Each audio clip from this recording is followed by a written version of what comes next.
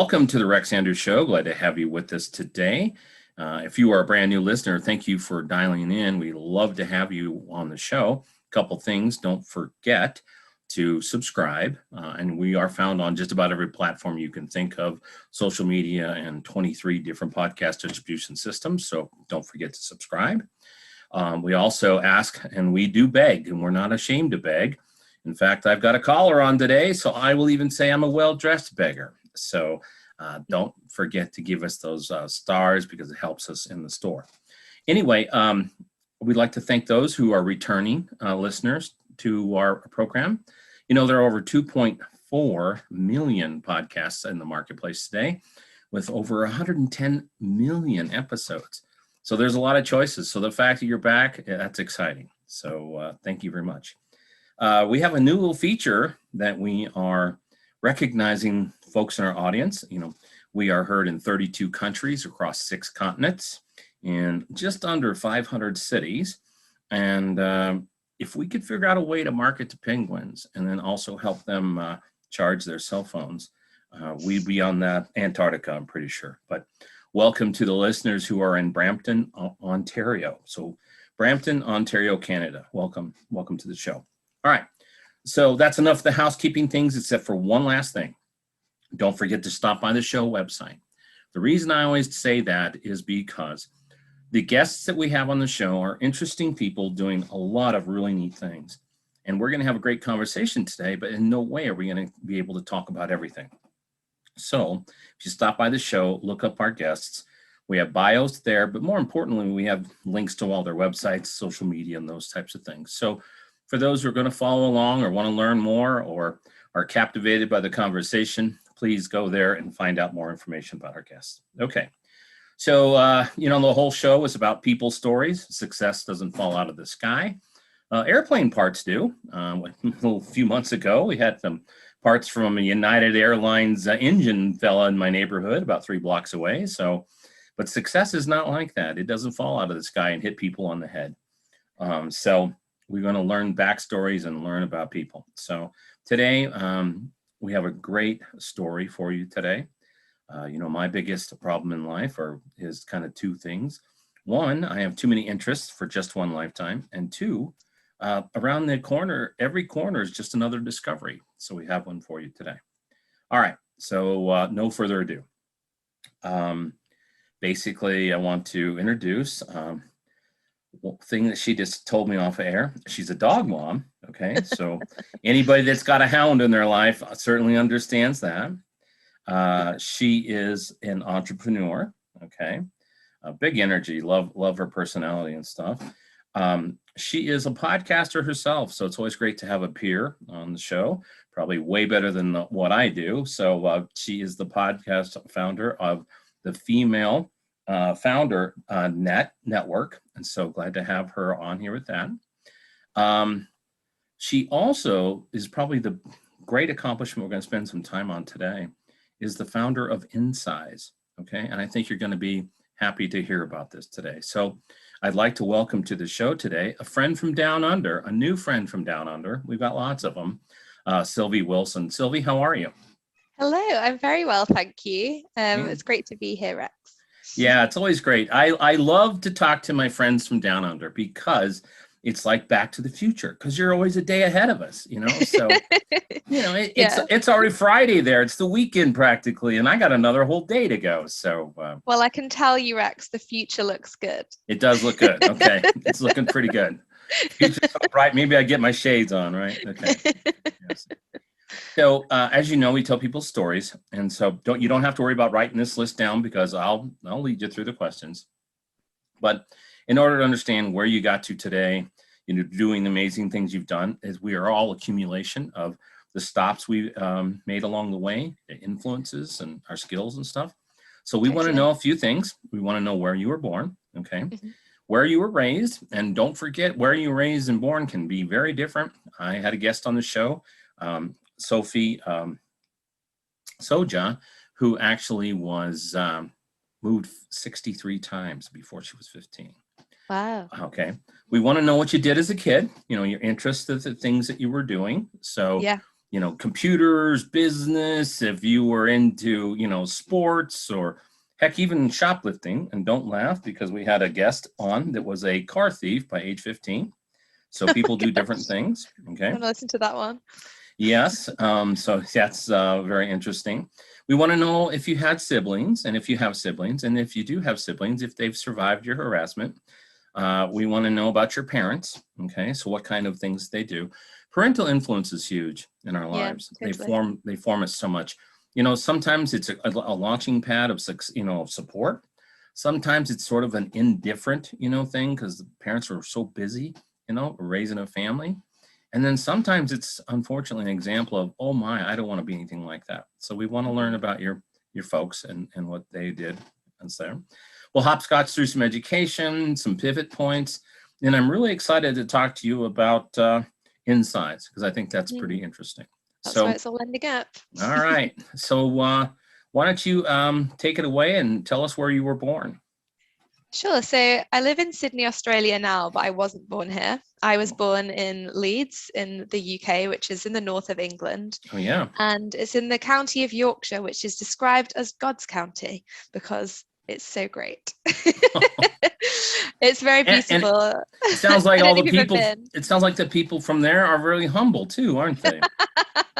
Oh my goodness. Well, if you visited, then the rolling green hills is a beautiful place, and I had a great childhood. I grew up in a small village. My dad was a business owner, he was self-employed, and my mum was fortunate enough to be able to stay at home and take care of me and my sister, who is 14 months younger than me. Oh my, so you're really close in age then. We're really close in age. So yeah, it was a happy childhood, went to a lovely school. But then when I was about 8 years old, my sister was diagnosed with a brain tumor. And it was a quite big one. It was an ependymoma in the back of her head, the size of a tennis ball. And unfortunately, she was very sick from this and had to have operations. Like, luckily, she's all good now. Okay. The happy ending. Oh, that's good. But this really affected her. She had to learn how to speak again, how to talk, walk. And I think with age, I started to kind of realize how this must have really affected my parents, but they were so strong for me. Like I never felt traumatized as a younger girl. But as I grew up, I started to appreciate how hard that must have been for them to have one of their daughters on the brink of death. She could have died like very easily. Sure. So what happened was Danielle, my sister, she had to have hormone therapy at a young age because the operation to remove the brain tumor actually meant that she started puberty early. And so she had these hormone blockers, which then caused her to gain a serious amount of weight. And she's always therefore carried weight and been plus size her whole life. So this is kind of leading into like what I'm doing now. Like I was always quite entrepreneurial when I was younger. My now husband, who I met in high school, we started all sorts of businesses together. Like we did a festival where we did food catering, and that was a completely disaster because we ordered far too much beef. We had all these burgers and not enough people to feed. We also had a green tea matcha business that was kind of successful for a while, and then we made a few mistakes with that one as well, and then that also kind of failed. But I think with everything in life, you can have all of these things that don't work out, but that doesn't mean that you failed them. It just means that you learned some good lessons. That's right. And if you're going to fail fast. That's what they've always said in tech. So there's nothing wrong with a failure. You learn as much for them. So how many? I think you actually learn more. Yeah, you do. So how many years was the journey for your sister in dealing with this this tumor and the therapy and all those kinds of things? I mean, how long of a process was this? I remember that she was sick for probably about 9 months before they diagnosed her.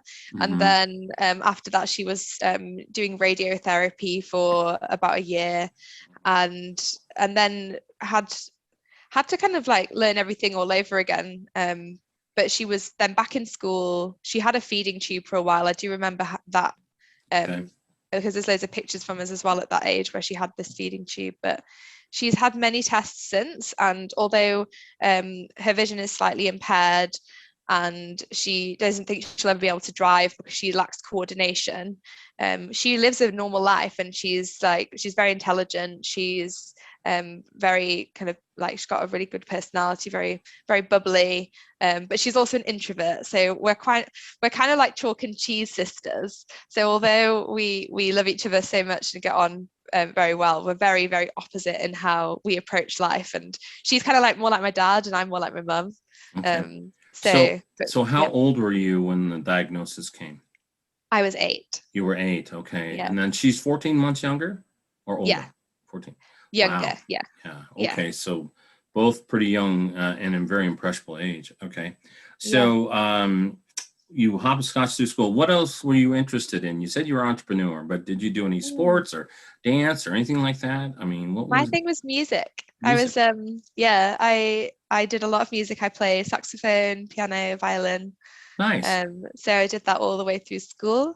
Okay. Um, yeah, it was great. I was in the choir at school, so we were very fortunate to travel and do choir tours. So we actually went to Italy and did a choir tour in Italy when I was 14 with school, which was amazing. Nice. And yeah, it was great to see the world, and travel is always something I've been very interested in, and it eventually led me to move to Australia with my now husband, and moved here in 2017, so coming up to 4 years now. Okay. And yeah, I started. I've always been in marketing. I studied marketing at university. I went to Newcastle University, which is about an hour and a half north of Leeds. Okay. But I don't know if you've been to the UK, but you can travel 30 minutes and then suddenly you're surrounded by completely different accents and Oh yeah, people. And it's absolutely. crazy. Yeah. It's crazy how in such a small country you can have such a wide variety of different voices and personalities and accents. So it's a great melting pot. Yeah. And it's and I had a great time at university where yeah, it's a completely different experience to back home. So Um, are your folks and family still back there in the UK then? yeah, so they're still back in the UK. So is my sister, and I haven't seen my sister for 2 years with the Wow. pandemic and Yeah. the borders being shut here. We're not allowed to travel internationally from Right. Australia, so it is tough. My parents came to visit in January last year, so I was fortunate to see them just before the pandemic really kicked off. So I haven't seen them for a year, but yeah, that is quite hard, and I don't know when I'm going to see them again, which is tough. Yeah. But So yeah. if you could, before we get on to the rest of your story, could you toss out a website or your social media or any of those or a combination so those who might be following along can get those? Yeah, so my sister and I, and I'll tell you the story of how this all kind of came about, but we started our company Insize, which is spelled INSYZE, Okay. insize.com. Okay. And you can follow on Instagram as well. It's Insize, INSYZE style, STYLE, Insize Okay. style. And Insize is a style app for plus size fashion. Okay. Yeah. So Fantastic. please, yeah, and yeah, go and join our community, because that's essentially what it is. We've created, after seeing my sister struggle with being plus size and not being able to find clothes that she liked, and going shopping with her from a young age, and her getting me to go into changing rooms to try on dresses because they didn't have the dress for her, but she Right. wanted to see what it would look like on me. So I would always like try things on, and we'd have these fashion shows. But then I kind of realized like this isn't a nice experience for her, that she is No. kind of excluded from the shopping experience, Right. Kind of and it's torture just not for her. me. So you could show things, but she could never get them, right? You can't get them, and there's like there was just like specialist places where she could go, but they didn't have the styles that I was trying on, and that I was able to wear. So that was my kind of first sort of inkling into how plus size is marginalized, and how they're really left out and excluded from like the broader fashion and shopping experience. And then my husband and I were reading a news article one day about the plus size market, and how it's this huge kind of like growth market, essentially. Like the value of the market was growing quite rapidly, And I started talking to my sister and what she thought about plus size fashion, and she said that she's always struggled to find stuff that she likes. Obviously, I'd witnessed that too. And then we wondered, maybe other people are having this problem as well. Maybe this isn't just my sister, maybe this is a broader issue. And so the first thing that we did was conduct a survey with 400 women who were plus size to find out how they shopped online and also in store and what their experience was. And we found that 97% of them were really unhappy with how they shop. And they were dissatisfied with the choices, they were dissatisfied with the experience. And then we realized we've got an opportunity here to change that and help people. And ultimately, our mission is to help women feel confident in themselves and feel empowered. And the biggest problem when you can't find stuff that you like is that then it ebbs away your self-confidence, because then you feel excluded. So that's a big goal, inspired by Danielle and also by all the women that we've spoken to since and the community that we've built. Because the first thing that we actually did, and I would say this is advice for any business owner or startup founder, is that if you build a community first and you create a group of people and have like a connection with a community, then you will hear what they want and what their problems are, and you'll be able to build a business that really serves them and then is more successful, rather than just thinking, oh, I've got an idea for a product, I'll just make it and then build it and they will come. Build the community and then the product will come. I think that's a better way of looking at things. Well, and that also helps you define your products, because you have the feedback on up front of what people are wanting and looking and those types of things. So that's great.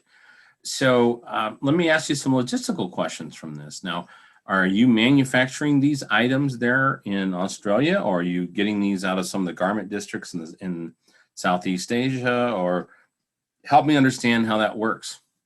Okay, so here's how InSize works. Initially, it was a blog. Okay. So we were creating content and creating like fashion inspiration for people of different shapes, different sizes, or plus size. And then I am very lucky that my husband and co-founder as well is a developer. So he builds websites and apps. And so then we thought, well, people are finding it hard to find stuff. Why don't we create an aggregator where we can have lots of different brands, and all the brands that stock plus size just show their plus size options all in one place. Okay. And so we built that. And so therefore we've got this, initially we had this website where you could read articles, but you could also shop from loads of different brands. Sure. And that went down well, and we were growing our community on Instagram as well. And so when we realized that was what people were after, we thought, oh, well, how can we make this an even better experience? And so we created a Facebook group, and this was in 2020, so March 2020 last year. Oh, wow. And it's now grown to over 5,500 members. And it's people that come to share what they're wearing and look to others to see what they're wearing. Okay. And another great thing about Facebook groups, and this is another tip if you're forming a community, is that you can actually set questions when people join a group. Yes. So you can say like, and basically this is to kind of like sort of vet people that are joining.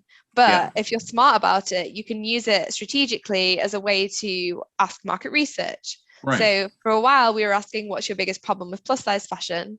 Now we're asking, why do you want to join this group? And the reason we're asking that question is because we want to know what the need is for people to want to connect with other plus size users. And overwhelmingly, we are seeing that people want to find a community online that's supportive, to find inspiration and to meet other people who are plus size, who are in their shape and size. And so with that in mind and that kind of under our belt, we thought, right, well, we've now got this website, which is getting a good amount of traffic. We have got we're problem solving in a way. Let's build on this and create a way that people can have a community on here as well. And so that has meant we've now built a community-led plus size style app where you can sign up, you put in your preferred budget, you say what size you are, what your body shape most closely resembles, you say what colors you like, where you're based, And then when you're signed up, you're then served through our algorithm a feed of clothing that's recommended just for you, and also pictures of other users that they've uploaded of themselves wearing items, so you can get inspiration to see what other people are wearing in your shape and size. Okay. And it's been amazing so far. We've now got over 17,000 people who've signed up. We've Wow. got 7,000 active users on the app, and we're just getting started. So I'm really, really excited. And it's also so great to hear that we're making a difference in people's lives and making them feel good. Okay. So that's the story. No, that's great. So a couple questions for you then. Have you gotten it to a place where you can monetize it yet? Yeah, we're making revenue. So we get revenue from affiliate sales, which is through all the brands that we list. So we get commission when people buy those clothes. Great. Yep. We've had brands reach out and pay for advertising campaigns with us, because they know they're just getting a plus size audience.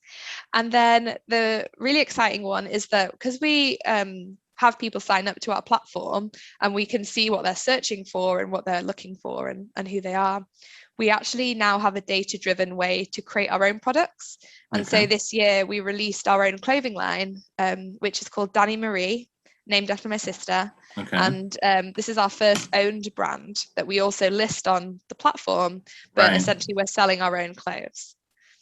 So we get revenue from that as well. Fantastic. Wow, you've done this in just what, the last year then? Yeah, basically since we started doing this in about February time last year, and now we're at this point where we've got this. Yeah. So looking back, what would you do different? I would focus more on making sure that the product and this experience is absolutely amazing, and testing that all the time and putting all the energy and focus into that, rather than trying to grow users too fast too soon. I think at first we had this like basic idea, and then we were like, right, let's put some money into this, and let's try and grow our users through Facebook ads. And we did get users, and that is all great, but what we really want to see is people growing more organically through the features and through recommendations and word of mouth. And so I think one of the learnings that I've had from this year is that, and that we've improved on a lot in this time as well, is that what we should have done sooner was focus on the product in a way of like interviewing people directly and asking them what they like, what they don't like. In that respect, rather than like building something and then thinking, oh, now we've got to build things again. So I think another thing that I wish I could have done differently is read the book Lean Customer Development this time last year rather than just now, because this book has taught me how to interview people for product decisions in a way that you don't ask leading questions, and in a way that you actually get the real intent from people rather than just their hypothetical ideas of what they would like to do. So for example, if you ask someone, would you use this app? 9 times out of 10 people will say yes, because they're being polite and they want to make you feel good, and that's like a social kind of reason why. But actually what you want to be doing, and what this book has taught me, is asking people questions like, have you used an app like this in the past? What's your behavior been? Like asking past tense questions, because then you're actually getting the real answers from people, what their actual behavior will be, which will then, it will be more accurate way of predicting their future behavior because they're already doing it. So for us, that meant, are you going online onto social media to find plus size inspiration? Yes, I'm on Reddit. Yes, I'm on Instagram. Okay, well, we know then that behavior is there. And that's a better way of validating our idea than saying, would you use our app? Because people will always say yes. Well, that's so. How hard is it to find plus size clothing to aggregate? Is that a difficult process, or are you finding a lot of resources out there? So there are more and more brands that are doing more plus size. but there's also brands that have cut their plus size collections in the last year. So it's Okay. a real mixed bag. We do have to find the brands that are kind of mass market brands that also have plus size sections, and then Okay. our aggregator just takes the plus size clothes. Okay, out And of then those. the easy ones to find are the brands that are just plus size. So in the US, that's Eloquii or Lane Bryant that just cater for the plus sizes. So they're easy to find. But the other thing that we really want to do is work with independent boutiques, because we know that there's a lot of them out there that don't necessarily have the reach and want to improve their sales. And so another thing that we offer is for smaller brands to list on our website through our Shopify app that links directly into our platform. So that's a big thing that I'm promoting at the moment, is to get more smaller brands on, because then it's a great experience for them. They're reaching their target audience, and then our users are also able to discover new brands that are plus size, so they won't have that frustration of finding a new brand they like, but then it's not available in their size. Okay, cool. Yeah, I had on an episode earlier this year. Gosh, I've done so many because we've had such a sprint to get here. An interview with a company out of Boston that actually does custom-made lingerie and brasiers and things like that.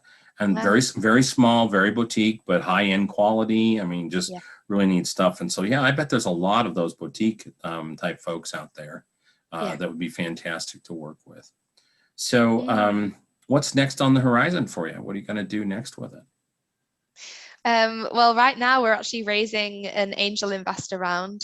Okay. So we want to take it to the next level and invest in the app, in more features, in the growth of the own brand, so that we can increase our revenue. It's from the own brand perspective, it's like we need cash flow, essentially. We need working capital because we've got the demand, but we need to meet that demand with the clothing and the production costs and stuff like that. Production costs and stuff like that. Yeah. So that's what I'm doing right now. I'm raising money, which is exciting, but also challenging. Yes, it's almost a full-time occupation. I've been there. Yeah. Yeah. And then we're hoping to essentially then grow the platform to be even bigger and eventually go for venture capital in the new year. That's our plan. Nice. Yeah. So are you having pretty good success in any particular regions of the world? So are you heavy in, down under? Are you heavy in North America, in the Western Europe? Or, are there pockets, or is it just all over the place?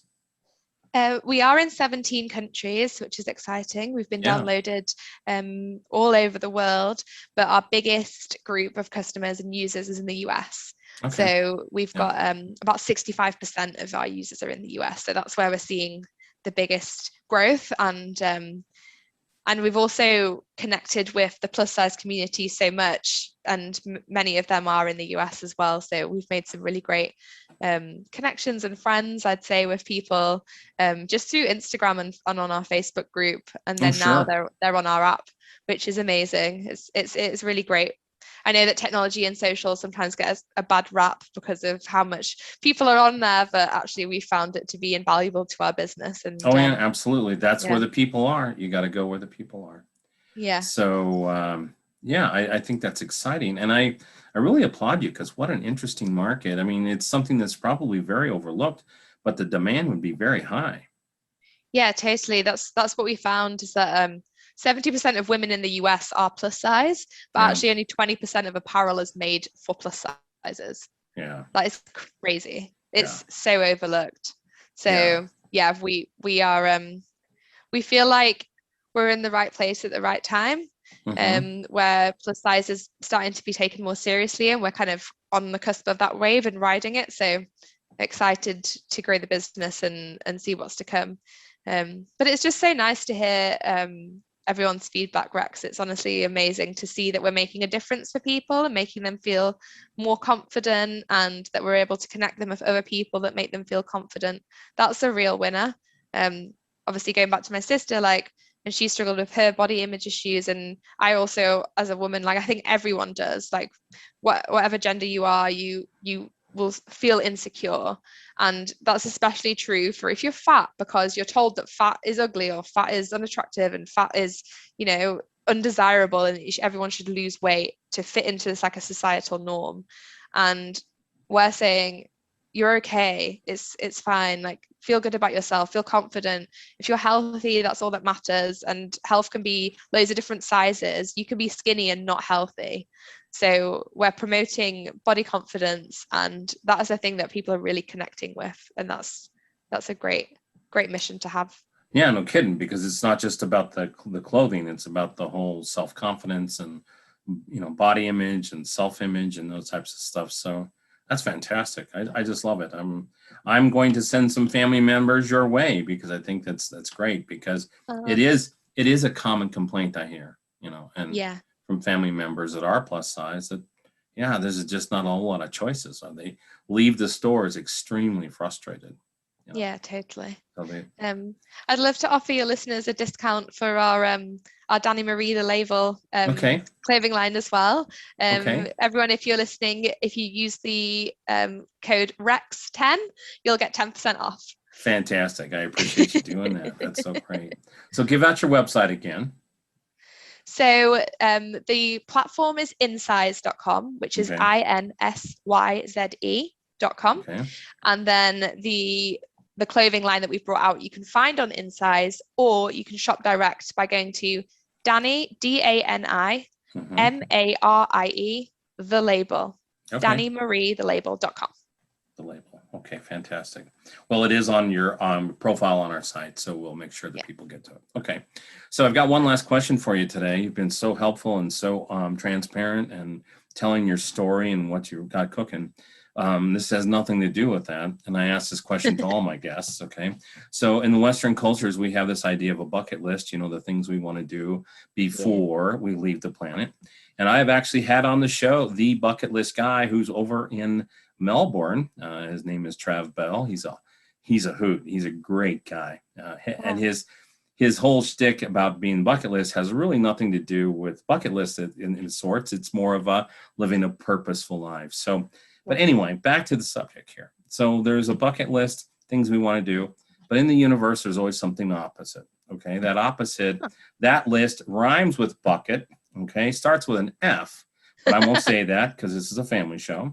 So that's a list of things you never want to do. Okay. I have no interest in doing that kind of stuff. So I'm going to ask you to give us a couple things that might be on your effort list, and I'll give you some ideas while you're thinking for a second, because it's kind of an oddball question, because we've asked you a lot of other ones.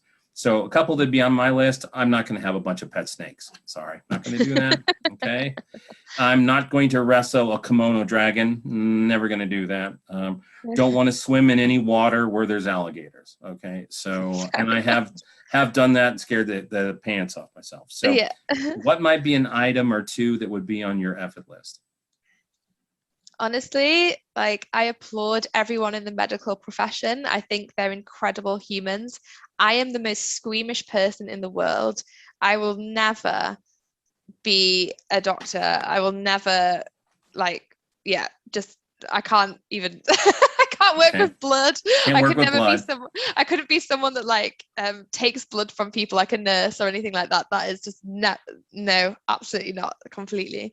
I also wouldn't want to have a pet snake. I've got a very fluffy dog. I have a Cavapoo, and he's the fluffiest little cloud. So that's the pet good for me. All right. Well, no snakes. You're right. We're sharing that one for sure. All right. Well, I want to thank you for coming on. It's been a pleasure to meet you. I love what you're doing. We'll probably circle back in about 9-10 months and see where you're at, and see if you want to come on and talk about the progress of things. And I'm sure you will have great progress, because you've come a long way very fast. So thanks again for coming on. Thank you for having me, and I'd love to be back. Okay, we will. Okay, folks, we'll call this an episode for today's show. We want to thank everyone for tuning in, and don't forget to go to her website and check that out. And also come to the rexandrewshow.com website so you can get bio information and check out all of our guests out there. So until next time, just have the 3 things to say that I say to everyone at the end of an episode. Be safe, but be bold, and make it a great day.